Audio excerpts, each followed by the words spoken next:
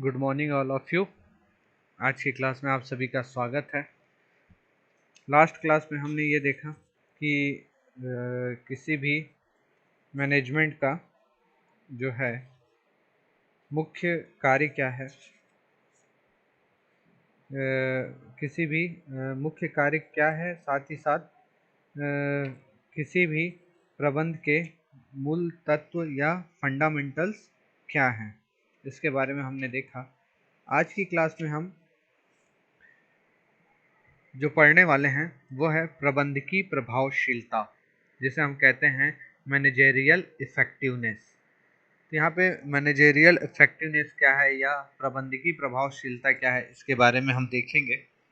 तो आज का हम टॉपिक स्टार्ट करते हैं। जो टॉपिक हमारा वो है मैनेजेरियल इफेक्टिवनेस या प्रबंधकीय प्रभावशीलता।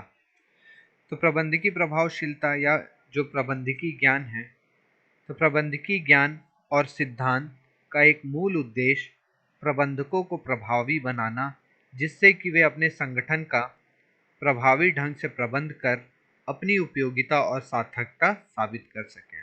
यहाँ पे जो मैनेजमेंट ज्ञान या जो उसकी थ्योरी है, उसका जो एक मूल उद्देश्य जो है वो ये है कि मैनेजमेंट को इफ़ेक्टिव बनाना, जिससे कि वो अपने जो भी ऑर्गेनाइजेशन है उसका इफ़ेक्टिव फॉर्म में मैनेज कर सकें और अपनी उपयोगिता और सार्थकता को साबित कर सकें।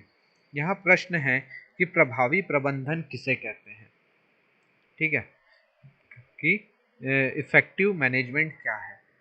तो वैसे यह सच है कि प्रबंध के क्षेत्र में प्रभावशीलता का विषय बहुत ही विवादास्पद है। प्रभावशीलता कोई एक आयामी अवधारणा नहीं है जिसे कि निश्चित व सुस्पष्ट मापदंडों के आधार पर मापा जा सके, लेकिन प्रबंध प्रभावशीलता को संगठनात्मक लक्ष्यों की प्राप्ति के संदर्भों में अवश्य परिभाषित किया जा सकता है। इस दृष्टि से किसी प्रबंधक की सफलता का मुख्य रूप से इस बात पर आधारित होती है कि वह समन्वित ढंग से अपने संगठन के प्रमुख लक्ष्यों को प्राप्त करता है। दूसरे शब्दों में, प्रबंधक को एक ऐसा वातावरण निर्मित करना चाहिए जहां संगठनात्मक सदस्य उपलब्ध संसाधनों का अनुकूलतम उपयोग करते हुए अपनी व्यक्तिगत संतुष्टि के साथ संगठनात्मक लक्ष्यों को अर्जित कर सकें। सभी प्रबंधकों को उत्पादक होना चाहिए। किसी उपक्रम की सफलता उसकी उत्पादकता पर निर्भर होती है। उत्पादकता ज्ञात करने के अनेक तरीके हैं। इनमें से एक है निश्चित समय अवधि के भीतर गुणवत्ता को ध्यान में रखते हुए आगत निर्गत अनुपात। तो यहाँ पे जो मैनेजरियल इफेक्टिवनेस है उसमें हम ये भी कह सकते हैं कि जो मैनेजमेंट है उसको एक ऐसा इन्वायरमेंट क्रिएट करना चाहिए जहाँ पर वो अपने ऑर्गेनाइजेशन में जो भी सदस्य हैं, जो भी अधिकारी हैं, कर्मचारी हैं, या जो भी अवेलेबल रिसोर्सेज हैं, उनका हम ज़्यादा से ज़्यादा और इफ़ेक्टिव तौर पर यूटिलाइजेशन कर सकें, जिससे कि व्यक्तिगत संतुष्टि के साथ, पर्सनली सेटिस्फैक्शन के साथ साथ जो ऑर्गेनाइजेशन के गोल हैं, जो ऑब्जेक्ट हैं, उनको भी हम अचीव कर सकें। तो जो जितने भी मैनेजमेंट होते हैं वो सभी कैसे होते हैं, प्रोडक्शन प्रोवाइडर होते हैं। तो किसी भी इंटरप्राइजेस का सक्सेस इस बात पे डिपेंड करता है कि उसके यहाँ प्रोडक्शन कितनी ज़्यादा हो रही है, साथ ही साथ उस प्रोडक्शन की क्वालिटी क्या है। तो उसकी प्रोडक्शन वैल्यू को ज्ञात करने के बहुत सारे मेथड्स हैं, जिसमें एक इम्पॉर्टेंट मेथड जो है कि एक डेफिनेट टाइम पीरियड के अंदर क्वालिटी को ध्यान में रखते हुए प्रोडक्शन को ज्ञात करने के जो थ्योरी है या जो नियम है उसमें है इनपुट आउटपुट अनुपात, इनपुट आउटपुट रेशियो। तो इसमें देखिए क्या होता है कि जो उत्पादकता है, ठीक है, यहाँ पर जो उत्पादकता है मतलब आपका प्रोडक्शन, वो क्या है, आउटपुट अपॉन इनपुट, निर्गत अपॉन आगत, इन ब्रैकेट एक निश्चित समय अवधि के भीतर गुणवत्ता सहित, मतलब एक डिफाइंड टाइम पीरियड में उसकी क्वालिटी को मेंटेन करते हुए कितना आपने इनपुट डाला और कितना आपको आउटपुट मिला, ये किसको डिफाइन करता है? आपके प्रोडक्शन को डिफाइन करता है।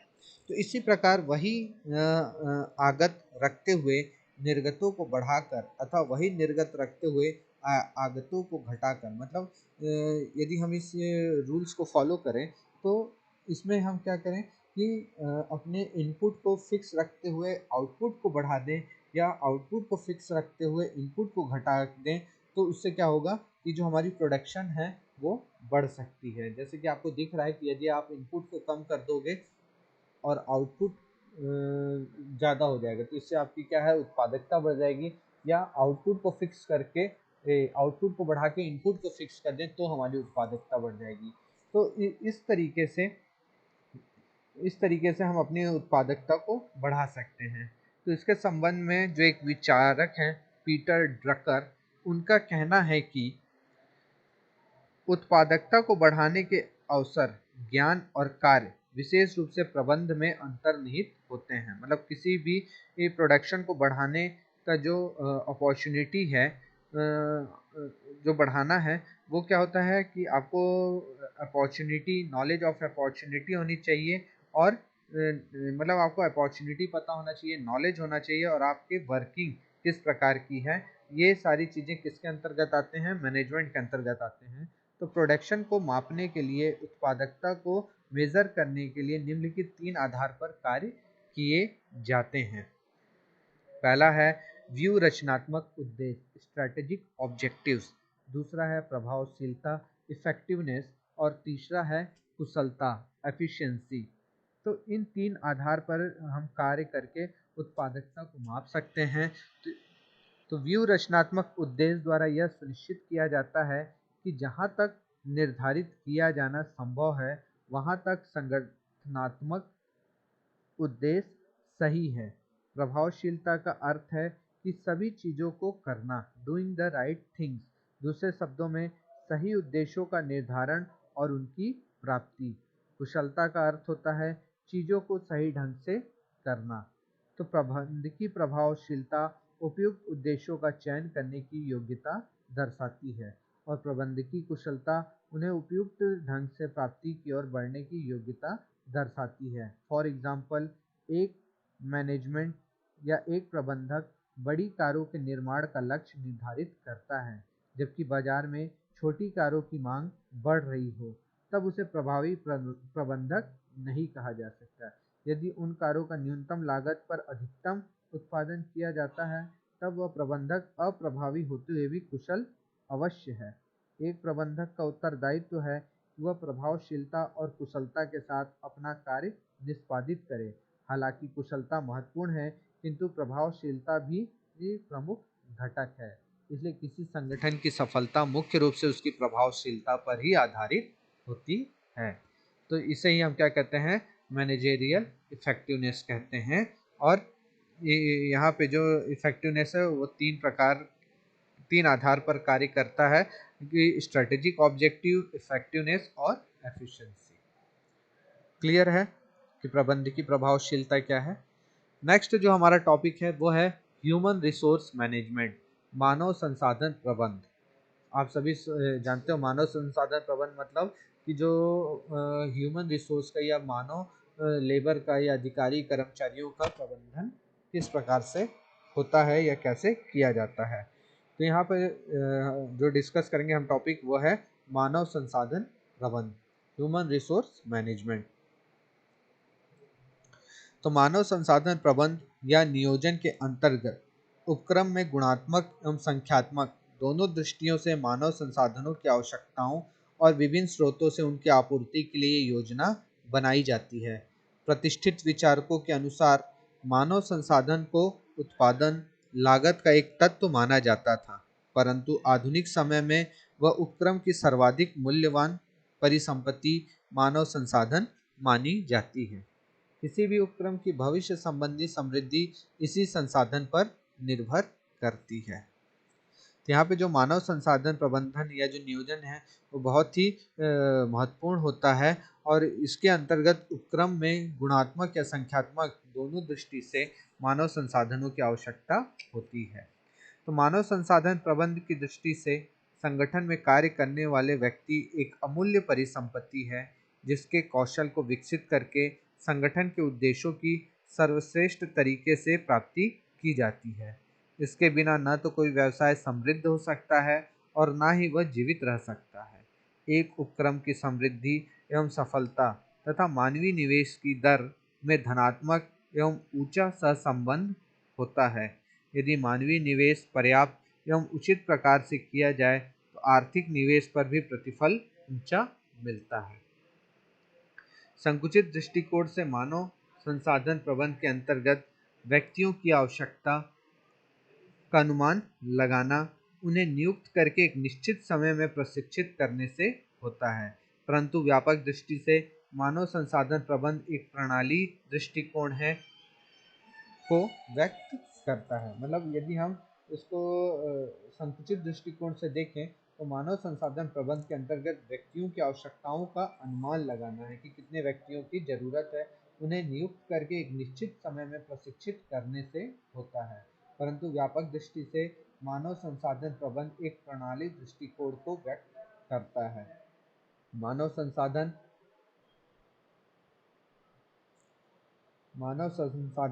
प्रबंधन एक प्रक्रिया है जिसके द्वारा एक उपक्रम सुनिश्चित रहता है कि उसके पास उचित संख्या में व्यक्ति हैं। जो व्यक्ति है वह उपयुक्त है, वह सही स्थान पर कार्य में लगे हुए हैं, सही समय पर सही क्रियाओं को संपादित कर रहे हैं, जिसके परिणाम स्वरूप दीर्घकाल में मिलने वाले व्यक्तिगत तथा संगठनात्मक लाभ अधिकतम होंगे। यह एक ऐसी प्रक्रिया है जिसके द्वारा प्रबंध निर्धारित करता है कि नियोजन के अनुसार एक संगठन अपनी चालू मानव शक्ति स्थिति से वांछित मानव शक्ति की ओर कैसे गतिशील होना चाहिए। यहाँ पर प्रबंधन के द्वारा कर्मचारियों, अधिकारियों और श्रमिकों की जो भर्ती होती है, उन्हें स्किल्ड करना, उन्हें प्रशिक्षित करना एक निश्चित समय अवधि, ये सभी किसके द्वारा होता है? मानव संसाधन प्रबंधन के द्वारा किया जाता है। तो किसी भी मानव संसाधन प्रबंधन के जो मुख्य स्टेप्स हैं या जो कंडीशंस हैं वो निम्न हैं। तो जैसे प्रबंध जो होता है, मैनेजमेंट जो होता है, नए बाजार के सृजन करने में, नई पूंजी निवेश करने में तथा नए विकास कार्यक्रमों का जिस प्रकार प्लानिंग करता है, ठीक उसी प्रकार वह मानव संसाधन का भी नियोजन करता है। मानव संसाधन नियोजन के निम्नलिखित स्टेप्स हैं, चरण हैं। सबसे पहला है मानव शक्ति का प्रक्षेपण। मानव शक्ति विश्लेषण के आधार पर इसके अंतर्गत उपक्रमों के लक्ष्यों एवं मानव शक्ति विश्लेषण के आधार पर आवश्यक मानव शक्ति का अनुमान लगाया जाता है कि एक निश्चित अवधि में व्यवसाय संचालन के लिए कितने व्यक्तियों की तथा किस प्रकार के व्यक्तियों की आवश्यकता है। दूसरा है मानव शक्ति की सूची, ह्यूमन रिसोर्स की लिस्ट ऑफ ह्यूमन रिसोर्स। तो इसके अंतर्गत उपक्रम में वर्तमान मानव शक्ति संसाधन की सूची बनाई जाती है तथा इस बात की संभावनाओं पर विचार किया जाता है कि इनमें से किस सीमा तक इन संसाधनों को अनुकूलतम स्थानों पर पदोन्नत किया जा सकता है। तीसरा है मानव शक्ति की समस्या। इस चरण में संगठन में निश्चित समय अवधि के लिए जितने कर्मचारियों की आवश्यकता होगी तथा उनकी तुलना में जितने कर्मचारियों की उपलब्धि होगी, इसके आधार पर ह्यूमन रिसोर्स समस्या का अनुमान लगाया जाता है। मानव शक्ति संसाधनों की आवश्यकता का अनुमान लगाते समय कर्मचारियों की संभावित सेवा निवृत्ति, स्थानांतरणों, सेवा मुक्ति व मृत्यु आदि को ध्यान में रखा जाता है। मानव शक्ति समस्या का अनुमान मात्रा के साथ साथ किस्म का अनुमान लगाना भी आवश्यक होता है। चौथा है मानव शक्ति का प्रबंध।